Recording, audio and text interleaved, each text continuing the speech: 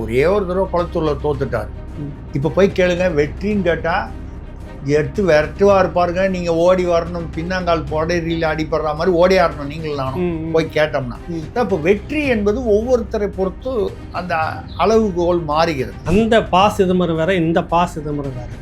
அவர் மானஸ்தன் பா சிதம்பரங்க, அவர் கிடையாதுன்னு நான் சொல்றேன். நீங்க அவர் தான் வந்து சொல்றீங்க. நீங்க இல்லைங்க, அவ டபுள் ஆக்ஷன், கண்ணாடியை போடணும், அவ டபுள் ஆக்ஷன்றீங்க. ஆமா, இப்ப வந்தது டூப்ளிகேட், அது மானஸ்தன் பா சிதம்பரம். இல்லை, இப்போ இங்க வந்தது டூப்ளிகேட். ஆமா ஆமா, இதைத்தாங்க மத்திய அரசு சொல்லிக்கிட்டே இருக்கு.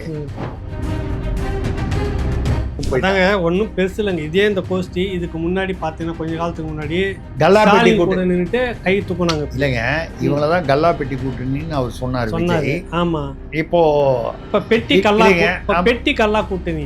தோழர் வீரபாண்டியன் அண்ணன் என்ன சொல்லியிருக்கார் பாருங்க. நாங்கள் தோழமை கட்சிகள் அல்ல, தாவேகாவிற்கு ஆதரவு கொடுத்திருக்கிறோமே தவிர நாங்கள் தோழமை கட்சிகள் அல்ல. என்ன புரியுதுங்களா? ரெண்டுத்துக்கு ஏதாவது வித்தியாசம் இருக்கு. அப்புறம் ஏவா வேலு பேர்ல ஏன் கேஸ் போட்டீங்க? அதுக்கும் பாஜக உள்ள வந்துருன்றதுக்கு தான் வித்தியாசம். உங்களுக்கு அது புரியலையா? அவர் ஏன் ரோடு போடல? நீங்க என்னமோ அவர் ஊழல் பண்ணிட்டாருன்னு நினைச்சுக்கிட்டீங்களா? ஐயோ ஐயோ, இந்த வெள்ளந்தியான மனுஷன். ரோடு போட்டா பாஜக அந்த ரோடு வழியா உள்ள வந்துருங்க. ஏங்க, பிரச்சனைகள், கூட்டணிக்குள்ள எழக்கூடிய சிக்கல்கள், இது எல்லாத்தையும் நானும் முதல்வர் மாதிரியே பண்ணி காமிக்கிறேன்.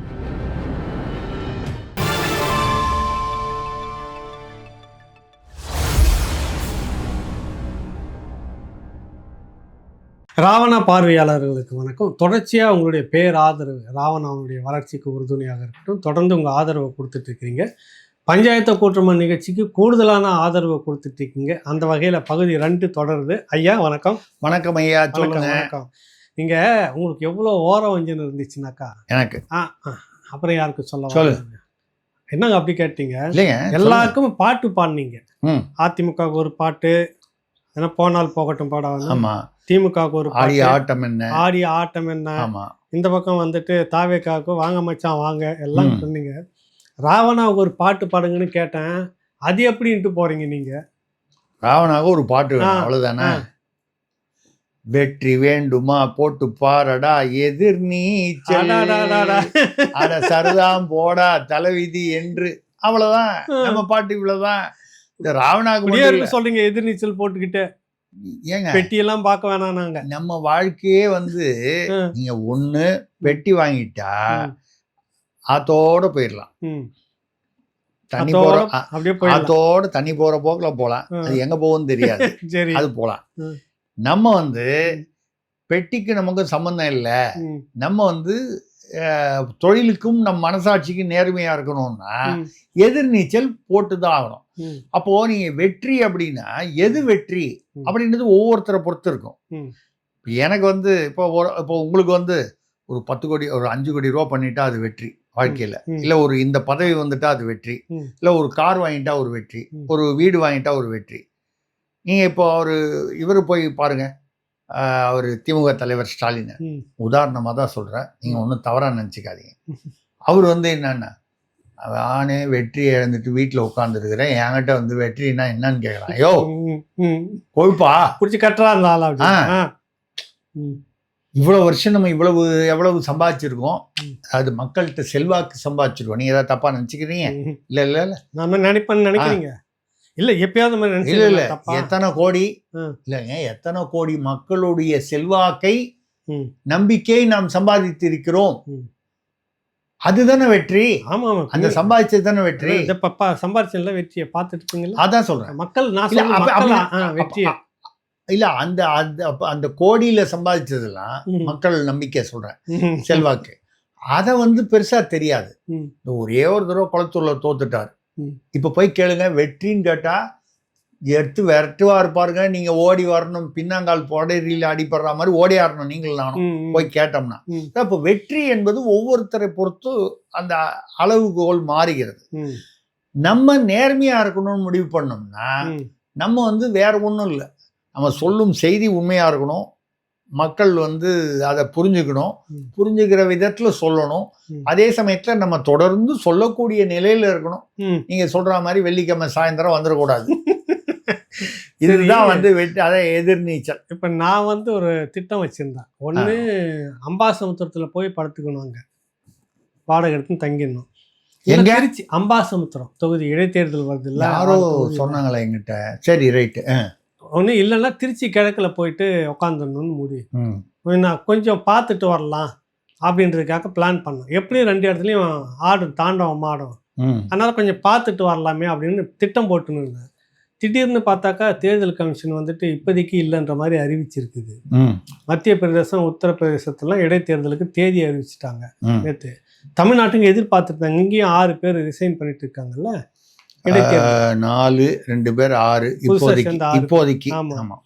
இப்போதைக்கு நம்ம தான் முன்னாலேயே பேசியிருக்குமே, இந்த ஜோசியத்துல சொல்லியிருக்கோமே, 12 வரைக்கும் மேஜிக் நம்பர் வந்து ஒர்க் அவுட் ஆகும், 12 தேவை. ஸோ 12 வரைக்கும் வந்து எப்படி இன்னும் இருக்குதுன்னு. இப்போ நம்ம எவ்வளோ சொன்னீங்க? 6. போன தடவை தான் நம்ம பேசும்போது சொன்னோம், பஞ்சாயத்துல உதயகுமார் வந்து இன்னும் 7 பேர் போவாங்கன்னு சொல்றாருங்க. 6 7 13 மேஜிக் நம்பர் 12 தாண்டிச்சா இல்லையா? மெஜாரிட்டி கூட வந்துருச்சு. அதான் நம்ம ஜோசியம் கரெக்டா பாத்துங்க. ஸோ இது ஒரு இருக்கு. இடைத்தேர்தல் வந்து 30ஆம் தேதி அன்னைக்கு மத்திய பிரதேசம் எங்கெல்லாம் காலியா இருக்கு, உத்தரப்பிரதேசம், குஜராத் இங்கெல்லாம நடக்குது. ஜூலை 30 தமிழ்நாட்டுக்கு அப்படி வரும்னு எதிர்பார்த்தாங்க.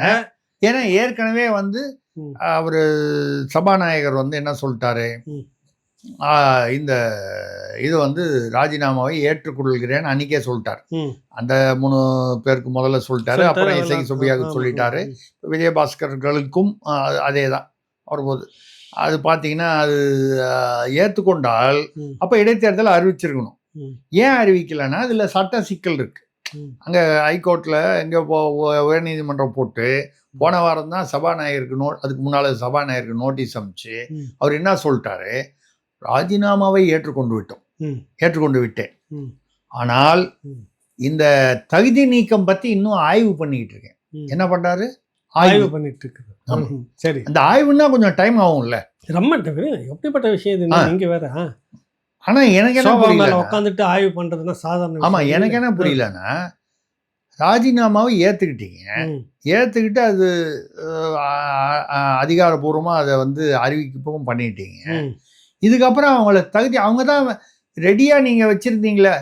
என்ன மாதிரியே யாரோ ஒரு ஜோசியர் அங்க இருந்திருக்காரு, என்ன மாதிரியே ஒரு ஜோசியர் அங்க திரிசக்தி அங்க ஒருத்தர் இருந்து இதே மாதிரி திரிசக்தி. என்னது திரிசக்திங்க?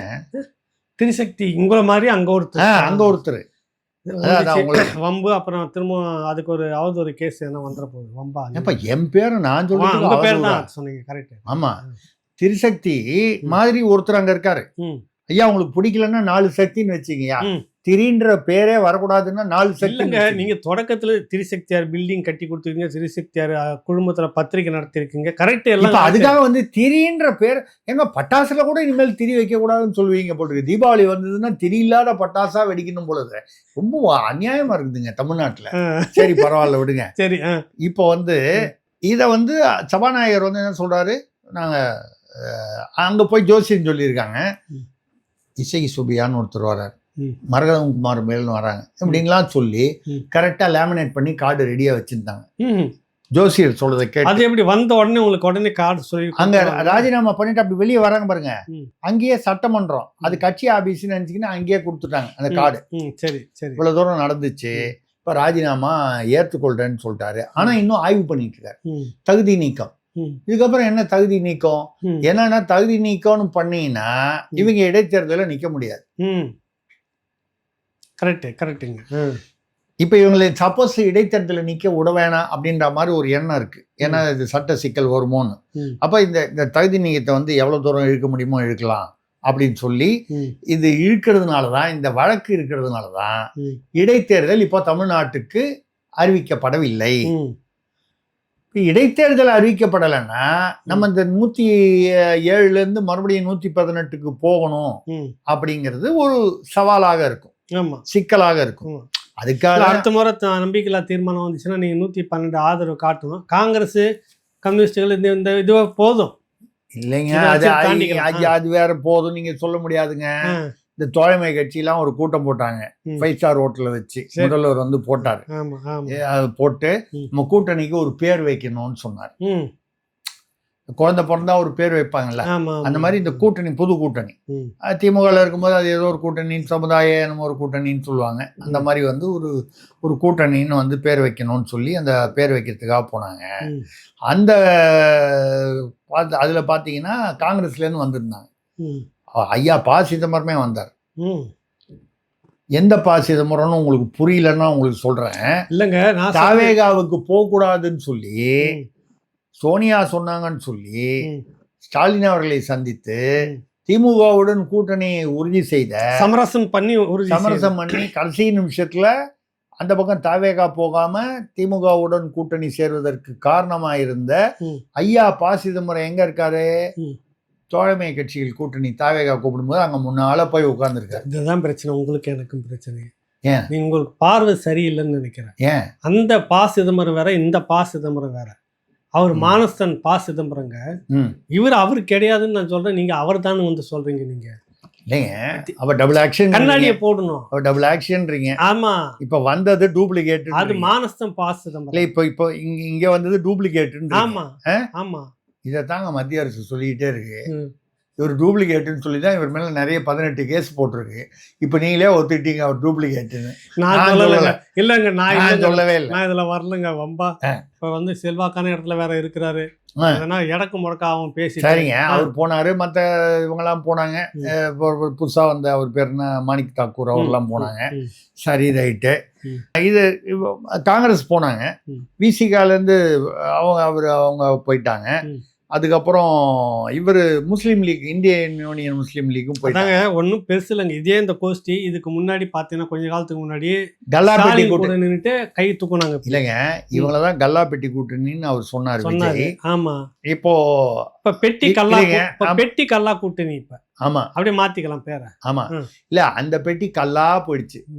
எது? அங்க திமுக பெட்டி கல்லா போயிடுச்சு. கல்லு ஸ்டோன் கல்லா போயிடுச்சு. இங்க வந்து இவங்க வந்துட்டாங்க, கூட்டணி இங்க வந்துருச்சு. இப்ப இவங்க எல்லாம் வந்துட்டாங்க. இங்கதான் பாருங்க, இந்த கம்யூனிஸ்ட் தோழர்கள் இருக்காங்க பாருங்க, அவங்களுக்கு இருக்கக்கூடிய அந்த ரோஷம், அந்த உணர்வு இருக்கு பாருங்க. அது எனக்கு வந்து உண்மையிலேயே எத்தனை வருஷமா, ஒரு 100 வருஷமா இருக்கு கம்யூனிஸ்ட் கட்சிகள் இல்லையா, சுதந்திர காலத்துல இருந்தே இருக்கு. அந்த மானம், ரோஷம், அந்த உணர்வு வந்து வேற எந்த கட்சிக்கும் வராதுங்க. அவரு தோழர் வீரபாண்டியன் அண்ணன் என்ன சொல்லியிருக்கார் பாருங்க, அதை கேட்டீங்கன்னு வச்சுங்க, நீங்க பாட்டில் போய் செவுத்துல வந்து முட்டிட்டு இருப்பீங்க மண்ட குழப்பத்துல.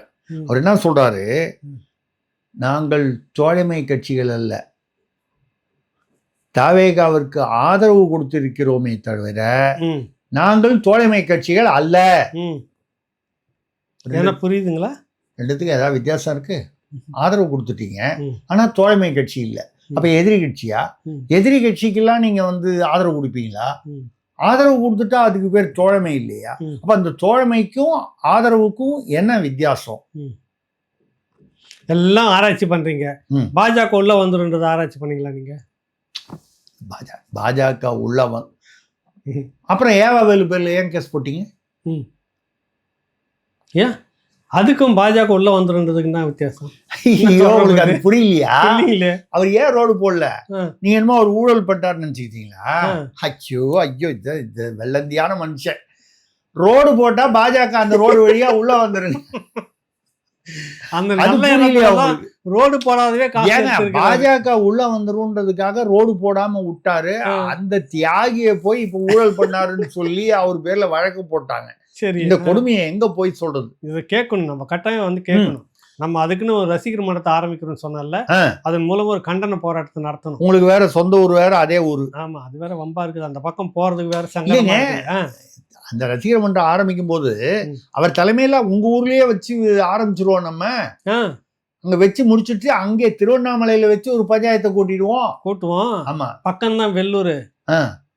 வெள்ளூரா? சிறைச்சாலை, புகழ்பெற்ற சிறைச்சாலை. சரி, நீங்க போய் பாத்துட்டு வாங்க, நான் அதுக்குள்ள ஒரு வேலை இருக்கு. அங்க மட்டும் கைட்டு விட்டு வரீங்கல்ல.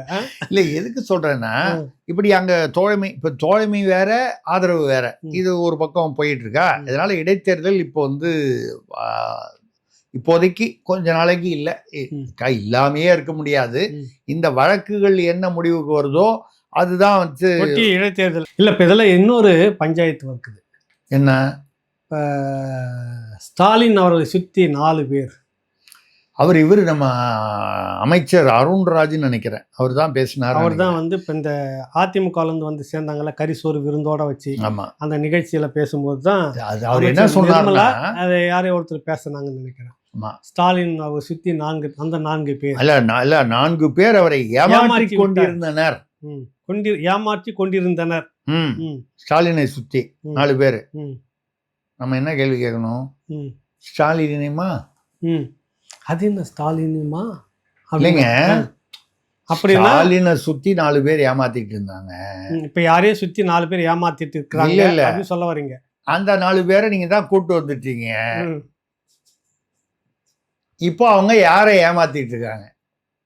சரி, சொப்பன சுந்தரி வச்சிருந்த கார். சொப்பன சுந்தரி காரை யார் வச்சிருக்கா? அந்த கேள்வி நமக்கு புரிஞ்சிடுச்சு. பட் சொப்பன சுந்தரியை யார் வச்சிருக்கான்னு சொன்னாதானே அந்த காரை பத்தி நம்ம பேச முடியும். ஸ்டாலினை 4 பேர் ஏமாற்றி கொண்டிருந்தனர்னு ஐயா அருண்ராஜ் அவர்கள் சொன்னார். அந்த 4 பேர் யாரோ ஒரு 4 பேரை நீங்க கூட்டு வந்துட்டீங்க. நமக்கு தெரியாது அவங்க தான் ஏமாத்திட்டு இருந்தாங்களா, நமக்கு இப்படி தெரியும். ஸ்டாலினை கேட்டா தானே தெரியும். அவர் தான் புலம்பிக்கிட்டு இருக்காரு, எல்லாம் துரோகிகள் ஏமாத்திட்டு போயிட்டாங்க. ஆனா அந்த அன்னைக்கு கேட்ட போது அண்ணன் திரும்ப சொன்னாரு, அனுமதி வாங்கிட்டு தான், அவங்க அனுமதியோட தான் வந்தேன்னாங்க. இப்போ வந்து சொல்லிட்டாரு, இப்போ வேற ரீசெண்டா அனௌன்ஸ் பண்ணிட்டாரு, இனிமேல் திமுகவை தாராளமாக நமது விசிக தோழர்கள் விமர்சிக்கலாம், கான்ட்ராக்ட் முடிஞ்சு போச்சு, எக்ஸ்பயர் ஆயிடுச்சு, அதனால இனிமேல் விமர்சிக்கலாம்னு சொல்லிட்டாரு. இப்ப நம்ம வந்து என்ன புரியலன்னா, ஸ்டாலினை 4 பேர் ஏமாற்றி கொண்டிருந்தனர் அப்படின்னு அருண்ராஜ் சொல்றாரு. ஒரு பகுதி ஸ்டேட்மெண்ட் மட்டும்தான் மீடியால வந்திருக்கு, அடுத்த பகுதி வரலையா? காணோம்.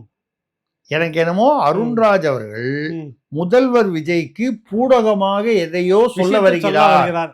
அந்த 4 பேர்கள் இங்கேயா? அந்த 4 பேர் பத்ரம் அப்படின்னு உஷார்படுத்துகிறாரோ என்று எனக்கு தோன்றுகிறது. நம்ம முதல்வர் விஜய் தாவேகா ஆட்சி வந்து நல்லபடியா நடக்கணும், நிலையா இருக்கணும், மக்களுக்கு நல்லாட்சி தரணுங்கிற எண்ணத்துல சொல்றோம். இதே எண்ணத்துல தான் அருண்ராஜ் அவர்களும் சொல்லுகிறாரோ. ஆனா நம்ம தைரியமா சொல்லிடுறோம், நம்ம மீடியா. அவரு அமைச்சரா இருக்காருல்ல, அங்கே கூட்டணியில எல்லாம் அவரு கூட்டணியை பகைச்சிக்க முடியுமா? அவரு சொல்லியிருக்காரு பாருங்க, எவ்வளவு நாசுக்கா சொல்றாரு பாருங்க. ஸ்டாலினை 4 பேர் ஏமாற்றிருக்கிறார், அந்த 4 பேர் இவங்க தான் இருக்காங்க, பத்திரமா இருங்க, ஜாகிரதையா இருங்க. இவனுங்க அப்படித்தான் இருக்கிற இடத்துல ஏதாவது பண்ணிடுவாங்க. ஒரு கட்சி 2, வெளியில இருந்தால் 2, அந்த கட்சி 4. கரெக்டா? 4 சரியா இருக்கு, 4 கரெக்டா இருக்கு. சரி, ஆமா. இதுல வந்து ஏமாந்து போனவர் ஒருத்தர் இருக்கார். யார் அவரு? டெல்லி பிரதிநிதி கொடுக்குறான்னு சொல்லி கடைசியில வந்து காலவாரி யாரோ ஒரு சினிமா அது புயல் புறப்பட்டு வந்துச்சுங்க, தசமாரி போச்சு புயல், வைகை புயல். இப்ப என்னன்னு தெரியுமா உங்களுக்கு? இப்போ அது போயிடுச்சா? டெல்லி பிரதிநிதி கொடுக்குறேன்னு சொல்லி அது கிடைக்காம போயிடுச்சு. ஏன்னு கேட்டா அந்த 2 பேரை அங்கேயே வந்து ரீட்டைன் பண்ணிக்கிட்டாங்க. எங்க உதயசூரியன்ல. ஏன்னா அவங்க டெக்னிக்கலா உதயசூரியன்ல தான் நின்னாங்க. அதனால அதுல வந்து அவங்க வந்து அது நம்மால் வந்து வாயை வச்சு சும்மா இல்லாம முன்னாலேயே வந்து மகிழ்ச்சியான செய்தி சொல்லுவேன், பொதுக்குழு கூட்டத்தில் சொல்லுவேன், அது சொல்லுவேன், அப்பவே தான் சொல்ல போறான்னு தெரிஞ்சு போச்சு. அப்படியா சொல்லி அவங்களுக்கு வந்து 20 ஸ்வீட் பாக்ஸ், நீங்க சொன்னீங்களே லட்டு பாக்ஸ், அந்த லட்டு பாக்ஸ் ஒரு 20 பாக்ஸ் அவங்கள கேட்டிருக்காங்க. அது ஏதோ பெரிய திருப்பதி லட்டுவா வாங்கி கொடுத்து விட்டாங்க போல இருக்கு. அங்கேயே மதிமுகலேருந்து அவங்க, அது கூட உங்களுக்கு ஞாபகம் இருக்கும், நம்ம ஜோசியம் சொன்னா பழிக்கும். முதல் நாள் இன்னைக்கு ஒருத்தர் போனார், இந்த செந்தில் செல்வன் சீர்காழி, அன்னைக்கு தான் நம்ம பேசுறோம், பஞ்சாயத்தை கூட்டணும். இந்த முடிக்கும் போது இன்னொருத்தரும் போய் அநேகமா நம்ம எடிட் பண்ணி வெளியே போகும்போது இன்னொருத்தரும் போயிருப்பாருன்னு சொன்னேன். மறுநாள் காலையில பாத்தீங்கன்னா அவர் அந்த பொதுக்குழுக்கே போகல. அவரு போகாதது மட்டும் இல்ல, இவரோட பையன் துரை வைக்கவும் போல பொதுக்குழுக்கு. ஏன் போலன்னா அங்க போனா எல்லாரும் கேட்பா, ஏன் எங்களெல்லாம் மட்டும் ரிசைன் பண்ண சொல்றீங்க, நீங்க ரிசைன் பண்ண வேணாவா? நீங்க திமுக கூட்டணியில நிற்கும் போது தானே ஜெயிச்சீங்க. திமுக கூட்டணியில இருந்து தானே ஜெயிச்சாரு. அததான் சொல்றேன். அப்ப நீங்க அவனை நிறுத்த சொல்லு, நாயகன்ல சொல்லுவாங்க, நான் நிறுத்துறேன். துரை வைகோ ரிசைன் பண்ண சொல்லுங்க, நான் ரிசைன் பண்றேன். எல்லாரும் நாயகன் கமலஹாசன் ஸ்டைல்ல பேச ஆரம்பிச்சிருவாங்க அந்த 2 எம்எல்ஏவும். அதனால தான் அவர் பொதுக்குழுக்கே போகலீங்களா? துரை வைகோ அந்த சமயத்துல புதுக்கோட்டையில முக்கியமா அவர் ஏதோ விவசாயம் பண்ணிக்கிட்டு இருந்தார். ஏதோ நாட்டுக்கிட்டு இருந்தாரா பிடிங்கிட்டு இருந்தாரா தெரியல, ஏதோ ஒன்று பண்ணிக்கிட்டு இருந்தார், முக்கியமான வேலையில் இருந்தார் அப்படி வச்சுங்களேன் புதுக்கோட்டையில். அதனால் அவருக்கு போக முடியல அந்த பொதுக்குழுவுக்கு. எப்படிப்பட்ட பொதுக்குழு, எவ்வளவு சென்சிட்டிவா இருக்குது, எவ்வளவு நெருக்கடிக்குள்ள அவர் அப்பா நடத்திட்டு இருக்கிறாரு, கொஞ்சம் கூட கவலையே இல்லாம வேற எங்கேயோ எந்த வேலையை பண்ணிட்டு இருக்கிறீங்கன்னா உள்ள ஏதோ உள்ளடி வேலை இருக்குதா இல்லையா? இருக்குது. இப்பதான் ஒரு அப்பா மகன் வந்து சண்டை தீர்ந்து கொஞ்சம் ஓரளவுக்கு சமாதானம் ஆயிருக்காங்க. இப்ப அதுக்குள்ள இன்னொரு அப்பா மகன் சண்டை ஜாஸ்தி ஆயிடுச்சு, கொஞ்சம் பேச்சுவார்த்தையிலேயே பிரச்சனை இருக்குன்னு சொல்லி கேள்விப்படுறோம். இந்த சமயத்துல ஒரு ஆறுதல் பரிசா பள்ளிக்கூடத்துல எல்லாம் வந்து முதல்ல first prize, second prize, third ப்ரைஸ்னு கொடுப்பாங்க. அதுக்கப்புறம் யாராவது ஒரு ஆறுதல் பரிசு ஒன்று கொடுக்கலாம்னு கொடுப்பாங்க. இந்த ஆறுதல் பரிசு இப்போ இந்த கூட்டணிக்கு, புதிய கூட்டணி, அதுக்கு ஒருங்கிணைப்பாளர், தலைமை ஒருங்கிணைப்பாளர். நல்லா இருக்குல்ல பாக்கிறதுக்கு, நல்லா இருக்கு. பேர் இல்ல அது, புது பேர் வேற சேர்ந்துக்கணும். அது வந்து அண்ணன் வைகோ அவர்களுக்கு கொடுப்பதாக தெரிகிறது, கொடுக்க போவதாக தெரிகிறது. இல்ல எனக்கு புரியல, எனக்கு குழப்பமா இருக்குது. என்ன குழப்பம்? இல்லைங்க, குழப்பம்னு சொல்றேன். குழப்பமா? சரி சரி. உங்களுக்கு இல்ல, இந்த பதவி எதுக்கு அவர்கிட்ட கொடுக்குறாங்க? எதுக்காக? இது எல்லாரையும் ஒருங்கிணைச்சு வழி நடத்துறதுக்கு ஒரு பொறுப்பு. ஆமா, யார்கிட்ட கொடுத்துக்கிறாங்க? அதை வைகோ கிட்ட, எம்எல்ஏவே இல்லாத ஆட்கள்கிட்ட. அவர் சங்கு ஒன்று ஊதிட்டு இருக்கிற மாதிரி படம் போட்டிருந்தாங்க. சரி, ஏதோ ஒன்று சங்கு சின்னம், அது சன்னம், அது சங்கு வச்சு ஊதிட்டு இல்லைங்க. அவர் வந்தாருன்னா எல்லாம் கிளீனா தீர்த்து வச்சுருவார், தீர்த்து முடிச்சுடுவார். ஏங்க, பிரச்சனைகள், கூட்டணிக்குள்ள எழக்கூடிய சிக்கல்கள், இது எல்லாத்தையும் நானும் முதல்வர் மாதிரியே பண்ணி காமிக்கிறேன் அப்படி பண்ணிடுவாரு. இதுக்கப்புறம் பாத்தீங்கன்னா விஜயகாந்த் நல்லா இருக்கு இல்ல, விஜயகாந்த் பாவம், சரி ரைட், ஸ்டாலின் பாவம், நல்லா இருந்துட்டு இருந்த மனுஷன். ஆமா சரி, இப்ப விஜய் நல்லா இருக்கட்டும். சரி, ஆமா, வந்து ஒரு யாருக்கு ஒரு என்ன ராசி இருக்கோ அதுக்கு அது நம்ம என்ன பண்ண முடியும்? ஒன்றும் பண்ண முடியும். ஆமா, அதாவது ஒவ்வொருத்தருடைய அந்த கட்டத்திலையும் வந்து இந்த திருநள்ளாறுக்காரர் பாருங்க, திருநள்ளாறுல ஒருத்தர் இருக்காரு, அவர் வந்து எந்த கட்டத்துல உட்காருவாருன்னு தெரியாது, உட்கார்ந்தா 7:30 தான். இங்க இப்போ உட்கார்ந்த மாதிரி தெரியுது. சரி ரைட்டு, நம்ம ஒன்றும் செய்ய முடியாது. அதெல்லாம் வந்து இல்ல. இப்போ இன்னொரு 7:30 என்ன தெரியுங்களா? இல்ல 12ஆம் தேதி நினைக்கிறேன், வைகோ பாராளுமன்ற உரைகள் அது தொகுப்பாக புத்தகம் வெளிவர இருக்கிறது. அந்த புத்தகத்தில் முதலமைச்சர் விஜய் ஸ்டாலின் அவர்கள் கலந்து கொள்கிறார். ஸ்டாலினா? சாரி, முதலமைச்சர் விஜய் அவர்கள் கலந்துக்கிறாரு. புரியுதுல உங்களுக்கு? அதுல என்னென்னலாம் ஏழ்றையா இழுத்து பேசியிருந்தியோ எல்லாத்துக்கும் இப்போ விஜய் பதில் சொல்ல போறாரு. அங்க போய் நின்றுக்கிட்டு புக்கு வெளியிட்டு, இது வேற பஞ்சாயத்தா இருக்குது. ஆமா, குமுறிக்கிட்டு இருக்கிறாங்க தாவே காலேஜ். இல்லடா வம்பா போச்சு, அந்தாலும் ஏகப்பட்டது பேசி வச்சுக்கிறாரு, மோடியவும் காங்கிரஸையும். இப்போ எல்லாத்துக்கும் நம்ம போய் கூட நின்று ஏன் பொறுப்பேற்றுக்கணும்? காங்கிரஸ் கொஞ்சம் நெஞ்சம் கேட்டுக்கிறாரு, எல்லா கேள்வியும் கேட்டு. இப்போ எப்படி நீங்க அங்க போய் காங்கிரஸ் கூட வச்சுக்கிட்டு விஜயும் வச்சுக்கிட்டு வெளியிடுவீங்க? இல்லைங்க, உங்களுக்கு இது ஏன் வந்து அவருக்கு வந்து இந்த தலைமை ஒருங்கிணைப்பாளர்னு வந்து பதவி கொடுக்குறாங்க. அவர்கிட்ட வந்து உண்மையிலேயே 2 எம்எல்ஏ இருந்தவங்களும் அங்கேயே நின்றுட்டாங்க. அவரால் இனிமேல் எந்த ஒரு அரசியல் ரீதியான பயன் எதுவும் தாவேகாவிற்கு இல்லை. அவரு பையன் எம்பிங்கிறது அது பாராளுமன்றத்தில், அது ஒன்றும் இவங்களுக்கு ஒன்றும் பெரிய ஒரு விஷயம் இல்லை. ஏன் வந்து நினைக்கிறீங்க நீங்க வந்து அவருக்கு அந்த பதவி கொடுக்குறாங்க? வைகோவை எதற்காக அப்படி வந்து கொடுக்குறாங்க? அவரை ஏன் தாஜா பண்ணணும்னு நினைக்கிறேன். நீங்க பாயிண்ட்டை கரெக்டா புரிஞ்சுக்கணும். வாராய் நீ வாராய் அப்படி போயிடுவாரு. திமுகல இவ்வளவு வருஷம் உலகத்திலேயே சிறந்த முதல்வர் ஸ்டாலின் தான் போன மாசம் வரைக்கும் லோகத்திலேயே லோகத்துல ஆயாளு அப்படின்னு சொல்லி பேசினாரு பாருங்க. இப்போ வந்து 8 உரை போட்டு வால்யூம் போட்டு கண்ணாமுன்னான்னு அதுல திட்டி அதை விஜயை வந்து முதல்வரை வந்து வெளியிட சொல்றாரு. வந்து இவருக்கு எந்த பதவியும் நம்ம கொடுக்காம விட்டா நம்மளை பத்தி 4 வால்யூம் வருமான்ற ஒரு பயம் இருக்குமா? இருக்காதா? இருக்கு. அதுதான் இப்ப இந்த பதவி கொடுக்கறது. இதுல வந்து என்னன்னு கேட்டீங்கன்னா, இப்போ ஒரு சமீபத்தில் ஹைகோர்ட் இப்போ நேற்று என்னமோ ஒரு தடை விதிச்சிருக்குங்க. தாவேகால வந்து இந்த மாதிரி வந்து நிர்வாகிகள்லாம் போய் இந்த மணமகள் மன்றம், இல்ல நான் அதை கேட்கறதுக்கு தான் இருந்தேன். பேசலாம்னு இந்த பஞ்சாயத்து இப்போ உங்க மேல தான் கொண்டு வராங்க. ஐயோ, நீங்க காலையில புறப்பட்டு வரும்போது ஏதோ மணமகிழ் மன்றம் மதிய நேரத்தில், அது சாயங்காலத்தில் தான் ரொம்ப கூட்டமா இருந்துகிட்டு இருக்கோம். உங்களுக்கு என்ன அங்க போய் நீங்க எதுக்கு தலையை விட்டு வந்தீங்க? கேள்விப்பட்டேன். நான் தாவேகா வந்து நிர்வாகி இல்லை தொண்டரான்னு வச்சுங்களேன். தாவேகா தொண்டர் போய் ஆய்வு பண்ணலாம் அப்படிங்கிற மாதிரி நானும் வந்து பொதுமக்களும் போய் பண்ணலாம்னு நினச்சிக்கிட்டு போயிட்டேங்க. அப்புறம் தான் என்கிட்ட சொன்னாங்க, இந்த மாதிரி உயர்நீதிமன்றம் வந்து தடை விதிச்சிருக்கு, இந்த மாதிரி மணமகள் மன்றத்துலலாம் போய் தாவேகா நிர்வாகிகள்லாம் போய் ஆய்வுலாம் பண்ணக்கூடாது, ஆய்வுக்கு யார் உரிய அதிகாரம் பெற்ற அதிகாரிகளோ அவங்க தான் போனமே தவிர நீங்கள் பாட்டில் போகக்கூடாதுன்னு. ஆனால் உயர்நீதிமன்றம் இந்த மணமகள் மன்றத்துக்கு மட்டும்தான் சொல்லியிருக்கு. நீங்கள் பள்ளிக்கூடத்தில் போய் ஆய்வு பண்ணுறாங்க, ஆஸ்பத்திரியில் போய் ஆய்வு பண்ணுறாங்க, தொழிற்சாலைகளில் போய் ஆய்வு பண்ணுறாங்க. ஒன்றுத்துக்கும் ஒரு யாராவது கேஸ் போட்டால் தான் வந்து உங்களுக்கு வழக்கமாக வந்து ஒரு இல்லைங்க. ஆளுநர் வந்து அரசு நிர்வாகத்தில் எப்படி இருக்குன்னு ஆய்வு பண்ண போனாக்கா அது விதிமுறை மீறல் அப்படின்னு சொல்லி, அது ஒரு அராஜகம், அதிகாரத்தை துஷ்பிரயோகம் பண்றாரு. ஆமா, அவரே அந்த மாவட்டத்துக்கு போறாரு, அந்த ஊருக்குலாம் ஏன் போறாரு? பார்க்கணும், மக்கள் பிரதிநிதிகள் தான் போய் பார்க்கணும், ஆட்சியாளர்கள் தான் பார்க்கணும் அப்படின்லாம் சொல்லியிருக்கிறாங்க. மணமகிழ் மன்றம் மட்டும் தாவேக்கா எல்லா இடத்துலையும் போறாங்களா? ஹாஸ்பிட்டல் போறாங்க, பள்ளிக்கூடம் போறாங்க, பாத்ரூமுக்கு இது வரைக்கும் போகல. ஆய்வு பண்றதுக்கு போலாமே, கழிவறை பஸ் ஸ்டாண்ட்ல இருக்கு, அதுவும் எல்லா இடத்துலயும் பார்க்கலாமே. அது போய் போகட்டும் ஒரு முறை போய் உள்ள வெளியில வந்துட்டாங்கன்னு வச்சுக்கோ, அவங்களுக்கு நம்ம வெற்றி விழாவை கொண்டாடிடலாம். ஆமா, பள்ளிக்கூடம் போறது, அப்புறம் அதான் இந்த மாதிரியான இடத்துலலாம் போய் ஆய்வு பண்ணி ரீல்ஸ் எடுத்து போட்டுக்கிட்டு இல்லை. இப்போ ஆய்வு பண்ண வந்தேன். ஆய்வு இப்போ ஹைகோர்ட்டுக்கு வந்து ஒரு தனித்தனி கேஸுக்கும் இந்த மாதிரி தடை போட்டு கட்டுப்படி ஆகாது. ஹைகோர்ட்டே வந்து நொந்து போயிருக்கு. நான் ஹைகோர்ட்டுன்னு பொதுவாக சென்னை உயர்நீதிமன்றத்தை சொல்கிறேன். ஏன்னா அதில் 17 பேர் உதவியாளர்களாக நியமனம் பண்ணாங்க பாருங்க. அவன் இந்த திறன் தேர்வுன்னு ஒன்று பண்ணுவாங்க, திமுக பீரியடில் நடந்தது. திறன் தேர்வுனா டெஸ்ட்டு, பரீட்சை வைக்கிறாங்க.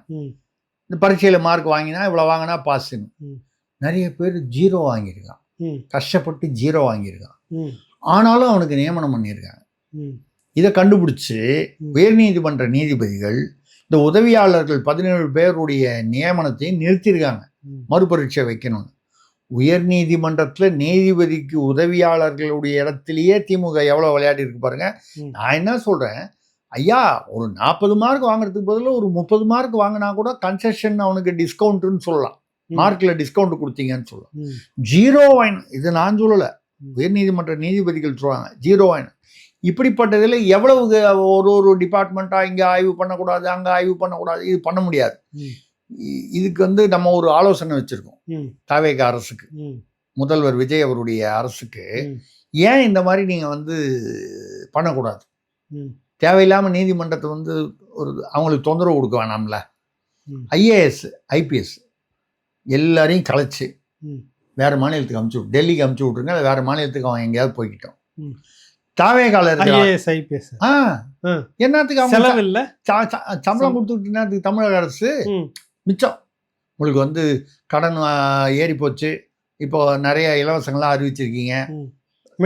ஒன்று நீங்கள் வருமானத்தை இன்க்ரீஸ் பண்ணணும், இல்லை செலவு கம்மி சிக்கனம் பண்ணணும். நம்ம பொருளாதார ரீதியில் பேசுகிறோம். அப்போது ஐஏஎஸ் ஐபிஎஸ் எல்லாத்தையும் விரட்டி விடுங்க, எல்லாம் டெல்லிக்கு அனுப்புங்க. அவன் எங்கேயா ஆந்திரா கணக்கு போட்டோம், உத்தரப்பிரதேசத்துக்கு அனுப்புகிறான், எங்கேயா அமுச்சு விட்டோம்.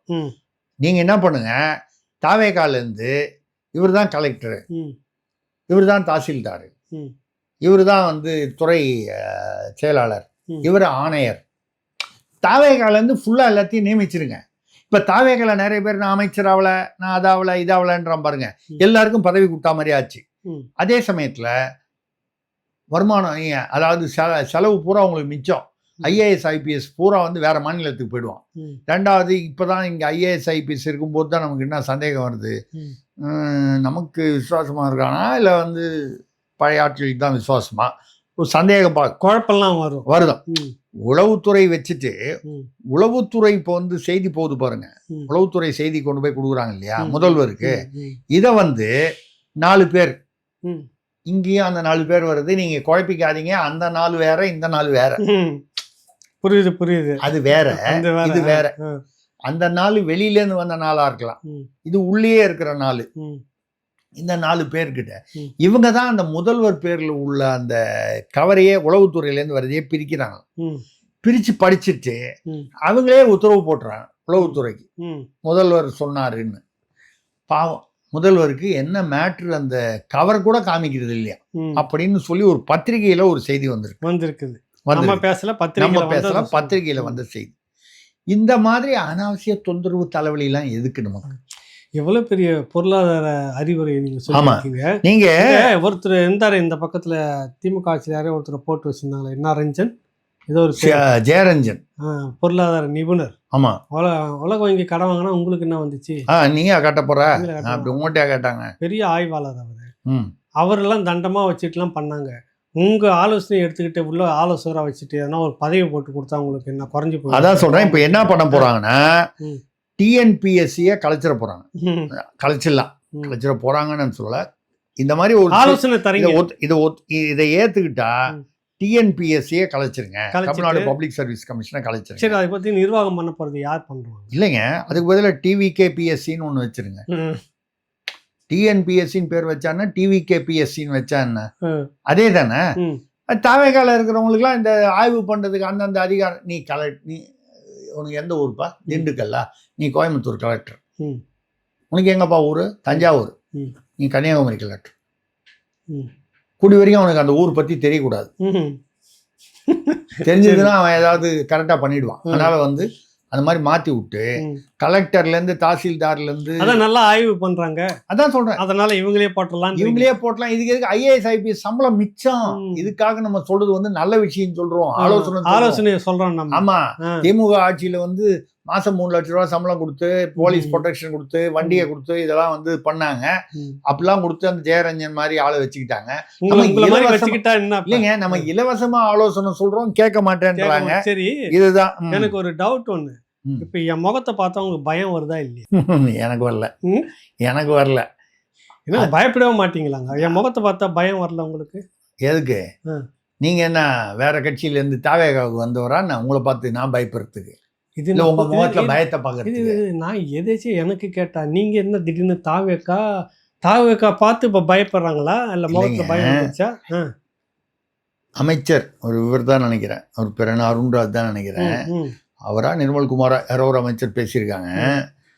தாவேகாவில் இணைந்தவர்கள் முகத்தில் பயம் தெரிகிறது. நீங்க அதை கொண்டு வரீங்க. ஏன் பயப்பட வேண்டாம்? யாருக்கு சொல்றாரு?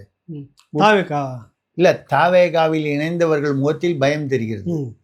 எதுக்கா பயம் இருக்கும்?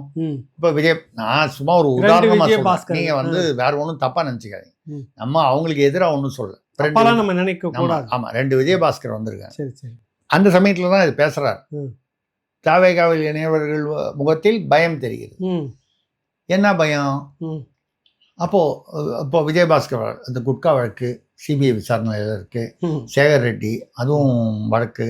அப்புறம் ஒரு கனிம வள வழக்கு, அப்புறம் சொத்து குவிப்பு வழக்கு. அதே மாதிரி இவர் இருங்க வரேன். நான் கேட்குறேன் ஒன்று, நியாயமாக தான் பெரிய மனுஷன் மாதிரி நம்ம பேசணும். நம்ம அது மாதிரி பெரிய மனுஷன் மாதிரி பேசணும். பெரிய மனுஷன் மாதிரி தான் பேசணும். பெரிய மனுஷன் இல்லையா? என்ன சொல்ல வரேன்னா, ஒரு புது வீட்டுக்கு குடி போகிறோம். அது போகிற நேரம் நம்மளை திருப்பி அடிக்குதா என்ன ஏதுன்னு ஒரு பயம் எல்லாருக்கும் இருக்குமா இருக்காதா? புது வீட்டுக்கு போன ராசி எப்படி இருக்குன்னு வேற இருக்குது, இந்த பயம் வேற. ஏற்கனவே அந்த வீட்டில் குடியிருக்கிறவங்களாம் இருக்கிற நம்மளை பார்த்தா வந்தேரின்னு சொல்லுவாங்க ஒரு நாளைக்கு அப்படின்ற பயம் இருக்கும். இந்த மாதிரி பயத்தோட குடி போகிறது தப்பா ரைட்டாங்க? பயப்பட வேண்டாம்னு சொல்கிறாரு. அதுதான் கேட்க இது சொன்னதா கரெக்டாக புரிஞ்சுக்கிட்டு. ஏன்னா இப்போ அடுத்த செய்தி என்னன்னா, ஏற்கனவே 7 பேர் இன்னும் எம்எல்ஏ அதிமுகலேருந்து வர போகிறாங்க. 60, 30, 10 இதெல்லாம் நம்ம பேசிட்டோம். இந்த கட்டமைப்பு அதிமுக வச்சு தான் ஆதவர்ஜுனா அவர்கள் பேசினதெல்லாம் பேசிட்டோம். இப்போ என்னன்னா, நீங்க ஏதோ அதிமுகலேருந்து மட்டும்தான் நம்ம ஆட்களை எடுக்கிறோம் அப்படின்னு சொல்லி யார் தாவேகா இது அனாவசியமாக குற்றச்சாட்டு வைப்பதை நான் வன்மையாக கண்டிக்கிறேன். நீங்க ஆமா கண்டிக்கிறீங்க? ஆமா, நான் கண்டிக்கிற இடத்துல இருக்கேன்ல, வன்மையா கண்டிக்கிறேன். சரி, கண்டிக்கிறேன். ஏன்னு கேட்டேன். அதனாலதான் என்ன இப்ப என்ன நடந்திருக்கு பாருங்க. திமுகல திருச்சி சிவா கேள்விப்பட்டிருக்கீங்களா? ஆமா, எம்பி திருச்சி சிவா. அவருக்கும் நேரு டீமுக்கு தான் ஒரு பிரச்சனை ஸ்டேஷன்லாம் அடிச்சு சூரிய அடிச்சாங்க, போனாங்க, வந்தாங்க. அப்புறம் அவர் பையனே யாரோ ஒரு புஷ்பத்தின் மடியில் வந்து எங்கள் அப்பா படுத்துக்கிட்டு இருந்தாருன்னு சொல்லி பேசினார். அவர் கடைசியில் போய் ஏதோ ஆபாசமாக பேசினாருன்னு ஒரு பத்திரிகையாளரோடு சேர்ந்து உள்ள போட்டால் குண்டாஸில் வச்சுட்டாங்க. அது விட்டுருங்க. அவருடைய தங்கச்சி, அதாவது திருச்சி சிவாவுடைய மகள், அவங்க பேர் காயத்ரி சிவா. அவங்க அப்பா பேரு காயத்ரி முத்துக்குமார், புருஷன் பேரு முத்துக்குமார். அவர் திமுகல நிர்வாகியா இருக்காரு, இருப்பார் முத்துக்குமார். ஆமா, ஏன்னா மாமனார் கட்சியில இருக்கும்போது மாப்பிள்ளை நோட் தி பாயிண்ட், மாப்பிள்ளைய வந்து அங்க வச்சிருப்பார்ல, ஏதோ ஒரு நிர்வாகி கொடுத்துருக்காருல்ல. போன வாரம் ஒரு 4 நாள் 3 நாள் பத்திரிகையில செய்தி, அவர்கள் மீது ஒரு மோசடி வழக்கு பதிவாயிருக்கிறது. இந்த புருஷ பொண்டாட்டி பேர்ல, திருச்சி சிவாவோட மகள் மருமகன், இவங்க மாப்பிள்ளை அதான் பேர்ல ஏதோ மோசடி, டிரான்சாக்ஷன், ஏதோ லேண்டு டிரான்சாக்ஷனு, நிலம் அபகரிப்பு, அந்த மாதிரி நில மோசடி விஷயம். அவங்க பக்கம் வந்து உண்மையிலேயே குற்றம் இருக்கா இல்லையா தெரியாது, ஏன்னா வழக்கு பதிவாயிருக்கு. உடனே அவங்க என்ன பண்ணுவாங்க, பொதுவாக வந்து ஒரு குற்ற வழக்கு பதிவு பண்ணால் முன்னாலெல்லாம் என்ன பண்ணுவாங்க, இப்போ கூட அனிதா ராதாகிருஷ்ணன் கூட பாருங்க, என்னதான் அவர் அனிதாவி வந்தாலும் அந்த பழைய பாரம்பரியம் மிக்கவர் அவர். அந்த காலத்து அந்த தலைமுறையுடைய பாரம்பரியம் அவருக்கு இருக்கு. ஆனால் என்ன பண்ணாரு, டக்குன்னு போய் ஒரு ஆன்டிசிபேட்டரி பெயில், முன்ஜாமீன் போட்டார். அது தள்ளுபடி ஆச்சு, அது கிடைக்கல, அது வேற விஷயம். ஏதாவது ஒரு வழக்கு போட்டா உடனடியா போய் முன்ஜாமீன் வாங்குறதுன்ற ஒரு பாரம்பரியம். ஆனா இப்ப இனிமேல் ஹைகோர்ட்டுக்கெல்லாம் நிறைய ப்ரெஷர் ஆகி போச்சு. இப்போ கூட நான் சொன்னேன்ல, 17 உதவியாளர்கள் அந்த பணியை அவங்கள வந்து நியமிக்க கூடாது, புதுசா பரீட்சை வைக்கணும். புதுசா பரீட்சை வச்சு இனிமேல் அவங்க பாஸ் பண்ணி மறுபடியும் போடுற வரைக்கும் நீதிபதிகளுக்கெல்லாம் கஷ்டமா இருக்குமா இல்லையா, பணி சுமை இருக்கும் இல்லையா. அப்படி இருக்கும்போது அவங்களுக்கு பணி சுமை கொடுக்கலாமா, கஷ்டம். நிறைய பேர் போய் முன்ஜாமீனுக்கு நின்னா நீதிமன்றத்துல நீதிபதி ஒரு அழுத்தம் என்னதான் பண்ண முடியும், ஒரு நாளைக்கு எவ்வளவு கேஸ் தான் இருக்கிற வழக்க பார்க்க முடியுமா, புதுசா வந்து எந்த வழக்க அவங்களுக்கு ஒரு பிரச்சனை வருது இல்லையா. சோ இப்போ நீங்க இந்த தாவேக அரசு வந்து மக்களுடைய பிரச்சனைகளை தீர்ப்பது மட்டுமல்லாமல் நீதிமன்றத்தின் பிரச்சனை இல்லாமல் முதல்வர் தீர்த்து வைக்கிறார். முதல்வர் தலைமையிலான அரசு நல்ல விஷயம். அல்ல தாவேகான்னு வச்சுங்க, அரசுனா தாவேகா தானே. இனிமேல் யாரும் முன்ஜாமீன் எடுக்க வேண்டியதில்லை, ஏன் நேர தாவைகளை வந்து சேர்ந்துட்டாங்க காயத்ரி சிவா. அதே மாதிரி நீங்களும் பண்ணிட்டு போயிடுங்க. நல்லா இருக்குங்களே, இப்ப அவங்க வந்து சேர்ந்துட்டாங்க. ஆமா, வந்து சேரதா அறிவிச்சுட்டாங்க. அது மட்டும் இல்லாமல் திமுகவில் இருந்த அந்த கணவர் முத்துக்குமாரும் தாவேகால வராராம். பின்ன இப்போ எவ்வளவு பெரிய விஷயம் இது. இப்போ நீங்க சொல்லுங்க, தாவேகா என்பது ஒரு சமூக நீதி கட்சியா இல்லையா? எனக்கு ரொம்ப நாளாக ஒரு பெரிய கவலை இருந்தது. அது என்ன வந்து அதிமுகவில் இருந்தே தான் எல்லாம் வரணும், திமுக தொக்கா, திமுக அன்டச்சபிள் கட்சியா, அங்கிருந்து யாரும் கூப்பிடுறது இல்லையா அப்படின்னு ஒரு கவலை இருந்தது. இதே ஆரம்பிச்சிட்டீங்களே இப்போ. அப்போ அநேகமாக நம்ம வந்து என்ன எதிர்பார்க்குறோம்னா, அனிதா ராதாகிருஷ்ணன் இப்போ இது வாங்குவார்ல, எப்படியும் ஏதோ ஒரு 15 நாள்லையோ 20 நாள்லையோ ஒரு மாசத்துக்குள்ளேயோ ஏதோ ஒரு டயத்திற்குள்ள ஒரு பெயில் வாங்கிட்டு வருவாங்க. இது வந்து ஒரு பெரிய ஒன்றும் கொடுங்குற்றம் இல்லை, ஏதோ பேசினாரு, அவதூறா பேசினாரு, ஏதோ ஒரு டயத்துல கொடுத்துருவாங்க, 4 நாள்ல கூட கொடுக்கலாம் பெயில். அப்படி எடுத்துட்டு வெளியே வந்துருவார். எனக்கு என்னமோ அவருமே தாவேகால இணைஞ்சாருன்னு வச்சுங்க, ஏன் அவர் இணையக்கூடாது? ஏன் கூடாது? பாவங்கள் அதிமுக வந்துட்டு இதே போல வழக்கெல்லாம் வாங்கிட்டு இருக்கிறவங்க வந்து உள்ள சேர்ந்துக்கலாம். முன்னாள் இவரும் அதான் சொல்றேன். அப்படி வந்தாருன்னா அவர்களுடைய பாவங்களை எல்லாம் தீர்க்கும். அதாவது சபரிமலைக்கு போகும்போது அங்க அந்த பம்பையில போய் நீராடிட்டு போவாங்க, அதே மாதிரி எல்லாமே அங்கே பாவங்கள்லாம் சுத்தமா கழுவிடும். அதுக்கப்புறம் மேல போனா பஸ்ம குளம்னு ஒண்ணு இருக்கு, அதுல போய் குளிப்பாங்க. இதை மிச்சம் 1-2 விட்டு போயிருந்தா பாவம் தீரும். இப்ப இனிமேல் தாவேகா தான் தமிழ்நாட்டின் பம்பை, பஸ்மகுளம் எல்லாம் நீங்க எப்படி வேணாலும் வச்சுக்கலாம். இதுல வந்து ஞான ஸ்நானம், நோட் தி பாயிண்ட், ஞான ஸ்நானம் செய்து விட்டால் எல்லா பாவங்களும் மறைந்து விடும். நீங்க பரிசுத்தமா ஆயிடுவீங்க. ஞானஸ்தானம் இல்ல, அதுக்கு பேர் பாவ மன்னிப்பு. அதாங்க மன்னிப்பு இல்ல, பாவம் மறைந்து விடும். மன்னிப்புனா கூட அங்க ஏதோ இருக்குதோன்னு பயம் வரும். இப்ப புரியுதா?